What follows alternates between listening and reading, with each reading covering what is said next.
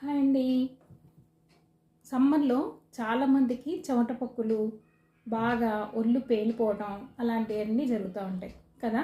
అలాంటి వాళ్ళకి నేను ఈరోజు మనం అన్నం వండుకుంటాం కదా, ప్రతిరోజు అన్నం వండుకునేటప్పుడు మంచి కలపల్లాడుతున్నప్పుడు పైనుంచి పల్చటి గంజి, తేట లాంటి గంజి ఇలా తీసి పెట్టుకోండి.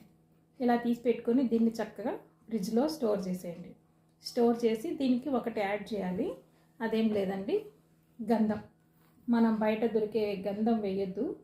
ఒరిజినల్ గంధం దొరికితే ఓకే, లేదంటే దీన్ని కొంచెం వాటర్ వేసుకుంటూ సాన మీద ఇలాగ రంగరిస్తే మనకి ఒరిజినల్ మంచి సువాసనభరితమైన స్వచ్ఛమైన చల్లని గంధం మనకి దీనికి కలుపుకొని చక్కగా మనం గంధం తీసుకుంటూ దీంట్లో కలుపుకుంటూ చక్కగా కొంచెం అంత వచ్చిన తర్వాత దీంట్లో కలిపేసేయండి. చక్కగా ఎక్కడైతే చెమరపక్కులు పేలిందో అంతా పూసేయండి. చక్కగా పోసేసి ఒక అర్ధగంట ఆగి చక్కగా వాష్ చేసుకోండి.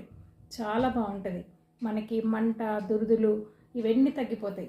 మనకి ఎండాకాలం పిల్లలు బాగా ఆడి చెమటపక్కులతో వస్తూ ఉంటారు కదా, అట్లాంటి వాళ్ళకి ఈ రెమెడీ బాగా పనిచేస్తుంది. వాచిన గంజి, గంధం ఈ రెండింటితోటి మీరు చక్కగా ఆ బాధ నుంచి విముక్తి పొందొచ్చు. కాబట్టి మీకు ఈ టిప్ నచ్చితే ట్రై చేయండి. మరిన్ని చిట్కాలతో మీ ముందుంటా. Thank you.